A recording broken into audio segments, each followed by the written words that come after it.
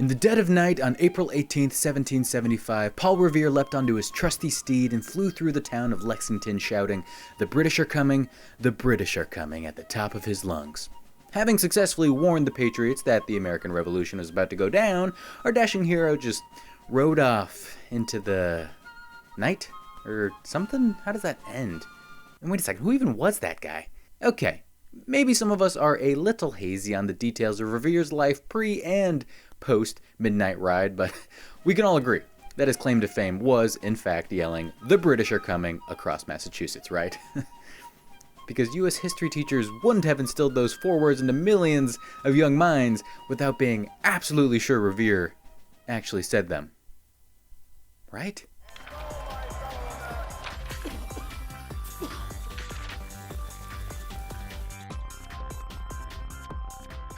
I'm Justin Dodd, welcome to Misconceptions. Today we're tackling some widely known tales from Colonial America that don't ring quite as true as the Liberty Bell, which by the way doesn't even ring at all anymore. Its clapper was frozen in 1915 to prevent the crack from widening any further, but that's a different story.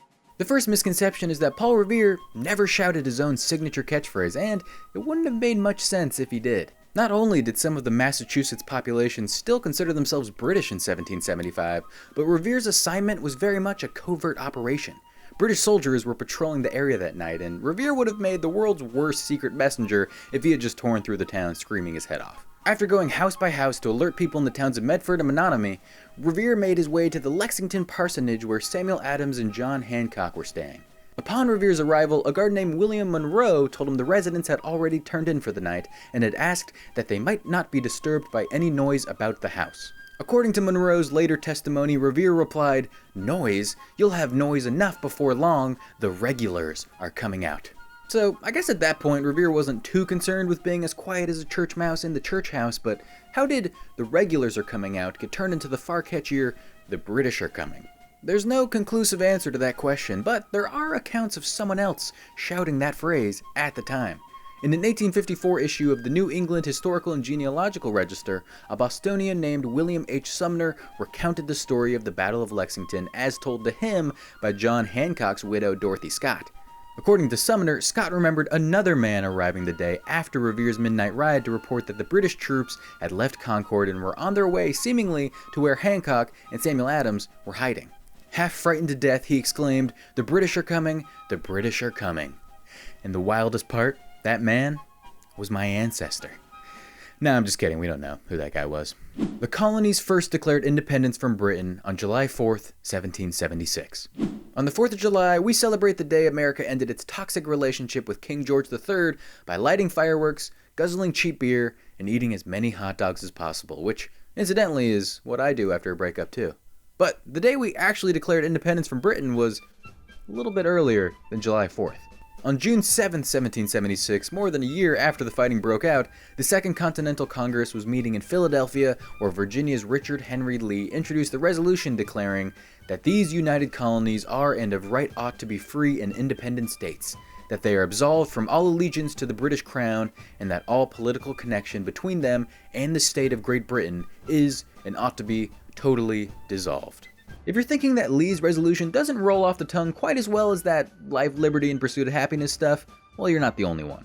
Several colonies straight up opposed breaking away from Britain, so Congress decided to delay the vote, while Thomas Jefferson and a few other dudes drafted a better, more detailed justification for independence. Jefferson and company turned in their homework on June 28th, and it ended up being one of the best argumentative essays ever written.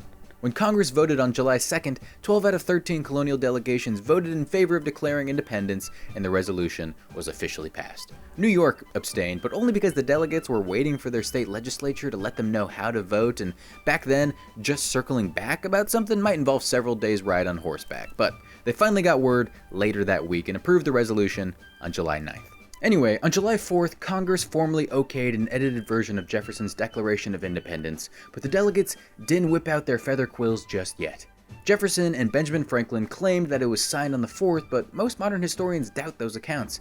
The consensus is that, at most, Congressional President John Hancock and the Congressional Secretary signed the document that day, but some even dispute the timing of those signatures. Though we probably celebrate July 4th as Independence Day because that's when the general public first started finding out about the Declaration, some people did think that the 2nd of July should have been the official holiday. In a letter to his wife Abigail, John Adams wrote that, "The 2nd day of July, 1776 will be the most memorable epoch in the history of America. It ought to be solemnized with pomp and parade, with shows, games, sports, guns, bells, bonfires, and illuminations." He hit the nail on the head with the bit about pomp and parade, but Adams missed the mark when it came to naming the date. Practically nobody remembers that anything happened on July 2nd, and to add injury to insult, John Adams actually died on the 4th of July in 1826. Thomas Jefferson died on the exact same day. Fate. She has a cruel hand, but a good sense of humor. Also, a killer serve in tennis. They don't tell you about that one. George Washington's dentures were made of wood. How on earth the contents of George Washington's mouth became a bona fide historical fun fact is beyond me, but for some reason, most of us have heard that the venerated general had a face full of wooden teeth. Look, there's no doubt that Washington was plagued with dental issues for most of his adult life. He had his first tooth extracted at age 24. By the time he was inaugurated as president at age 57, his mouth was home to one lone, homegrown, not-so-pearly white, which, for the record, also eventually left the building. He mentioned these problems pretty often in his correspondence. In a letter from 1783, for example, Washington asked his aide William Stephen Smith to check out a certain dentist for him. "Having some teeth which are very troublesome to me at times, and of which I wish to be eased, I would thank you for making a private investigation of this man's character." Considering that Washington made it a point of saying that he would not wish that this matter should be made a parade of, he'd probably be mortified to find out that a set of his dentures are currently on display at Mount Vernon. Throughout his life, Washington wore false teeth formed from a variety of materials, including elephant and hippopotamus ivory, horse and cow teeth, and even human teeth, and yeah, it gets worse. According to a note from his ledger dated May 8, 1784, Washington paid, and I'm going to quote Washington using a word we now consider a slur, 6 pounds, 2 shillings to Negroes for 9 teeth on account of Dr. Lemoyne. Dr. Lemoyne is agreed by historians to be Dr. Jean-Pierre Lemueur, who was a dentist at the time and an expert in teeth transplants. He also advertised for human teeth in the newspaper. For instance, a 1784 Pennsylvania paper had the ad, "Any person disposed to sell their front teeth or any of them may call on Dr. Lemueur and receive 2 guineas for each tooth." So, quick math, 9 teeth times 2 guineas equals 18 guineas, which converts to 18 pounds 18 shillings. Washington seems to have paid far below market value. Whether the teeth were destined for dentures or an attempt at implantation is unknown, but because he paid so little for them, it's generally believed that he took the teeth from people who didn't have an option to refuse, enslaved people at Mount Vernon. But that still doesn't explain where we got the idea that Washington had wooden teeth. The leading theory is that the dark wine he was so fond of drinking stained his dentures, giving the ivory teeth a grainy, wooden appearance. In 1798, Washington's dentist, John Greenwood, even advised him to clean them more often to prevent the discoloration. "The set you sent me from Philadelphia was very black, occasioned either by your soaking them in port wine or by your drinking it." Ooh, burned the president! Whoever said colonial dentists weren't funny? Nobody, probably. Pocahontas and John Smith were in love. If you had the good sense to watch Disney's 1995 film without actually believing that Pocahontas and John Smith had a whirlwind fling in a magical forest that somehow allowed them to communicate in the King's English, congratulations, you probably weren't 3 years old when the movie came out. But regardless of when or if you realized that the Disney version of events was more fairy tale than history, you might not know exactly what went down. Unfortunately, nobody really does, and it's not because we don't have any written accounts. Though John Smith wrote extensively on his adventures in Jamestown, the man himself had developed a reputation as a pretty unreliable narrator. During his life, he was known as kind of a shameless braggart, and Welsh writer David Lloyd actually satirized him in a poem called The Legend of Captain Jones, published in 1631. They just don't make biting satirical poems like they used to. What we do know is that Pocahontas and John Smith definitely did know each other, and their relationship definitely was not romantic. Pocahontas was born around 1595, which would have made her 11 or 12 years old when John Smith showed up in Jamestown. By the way, her real name was Amonute, and she was also known as Matoaka. Some people, John Smith included, called her Pocahontas, meaning little playful one or little mischief, but that was just a childhood nickname. She even used to goof around doing cartwheels with the British kids in the settlement. One hotly contested passage from Smith's 1624 book, The General History of Virginia, New England, and the Summer Isles, is the story of how Pocahontas saved him from being killed by her father, Powhatan, who governed an alliance of about 30 Native American tribes.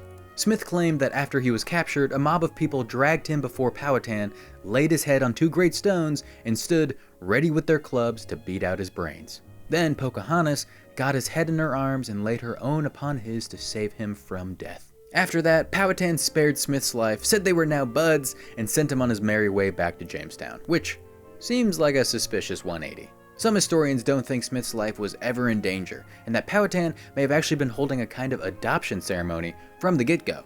After all, nobody said, hey, we're gonna beat out your brains with these clubs. Plus, as historian Camilla Townsend explained to History.com, the powerful chief probably wouldn't have changed his plans for a prisoner of war just because a little kid happened to like him, even if that little kid was his daughter. And that's assuming that the chief's young daughter would have been present at such a ceremony in the first place, which is also unlikely. Other experts think John Smith completely made up the story, especially since it's missing from his earlier accounts of his time in Jamestown.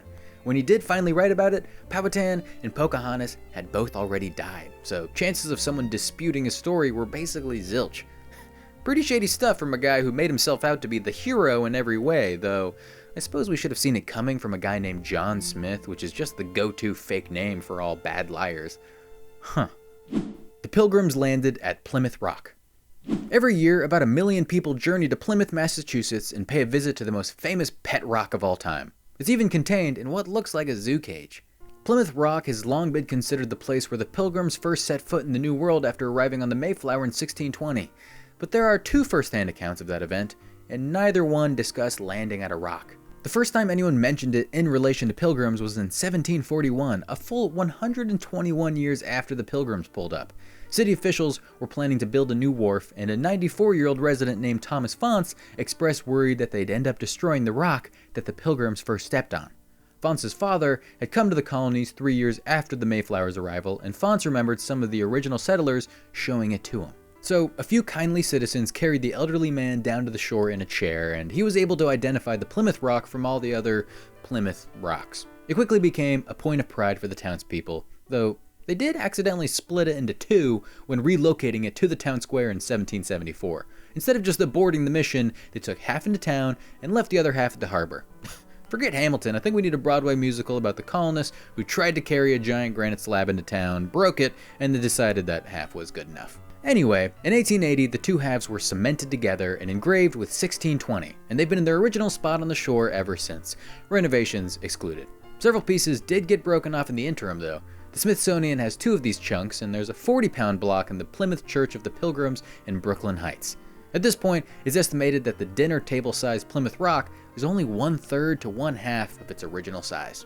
Even if the rock is more of a symbolic landing place than a real one, at least Plymouth has the distinction of being the first place the Pilgrims landed, right? Also, not right. The Mayflower first anchored at Provincetown at the very tip of Cape Cod, which is where the passengers signed the Mayflower Compact. But William Bradford called the area hideous and desolate. The Pilgrims moved on to Plymouth, and that's where they stayed. Now that you have a more accurate understanding of the era's most important dentures, rocks, and revolutionary catchphrases, I'm going to wrap up this episode with a few rapid-fire facts about the good old daily life in the colonies. For one, men didn't all walk around in floofy white wigs. No, those cascading curls were reserved for the elite, leaving everyone else to embrace their receding hairlines and bald spots, or cover them up with a nice tricorn hat. And if a colonist complained aloud about the blisters from his new boots, he wouldn't have sounded like a BBC broadcaster. That posh, R-less accent we associate with England is technically called received pronunciation, and it didn't become widespread until the early 1800s. In other words, Americans didn't start pronouncing hard R's after being in America for a while, they had just always pronounced them. Of course, they did begin to develop regional accents as time wore on, which were influenced by other nearby settlers like the Dutch, Swedish, French, and Spanish. Some even adopted received pronunciation as a sort of status symbol. This was more common in port cities who did a lot of trade with Britain, which might explain Boston's whole park your car in Harvard Yard thing. I have to do it in the voice, are you serious? Okay. Park your car in Harvard Yard. It's insulting. Speaking of trade, colonists had to import quite a few goods that weren't easy to produce in the New World. 2 of these were wine and beer, since grapes and barley didn't grow well on American soil. Apple orchards, on the other hand, were absolutely everywhere, so hard cider became the de facto drink of choice for most colonists. Even upper-class citizens who could probably shell out for another kind of alcohol favored cider. John Adams is said to have drunk a glass every morning, and Thomas Jefferson loved his homemade cider almost as much, if not more, than he loved France. Thanks for watching Misconceptions. If you have any ideas for future topics you want us to cover, leave them in the comments. We'll see you next time. I mean, is this even colonial? Why am I wearing this?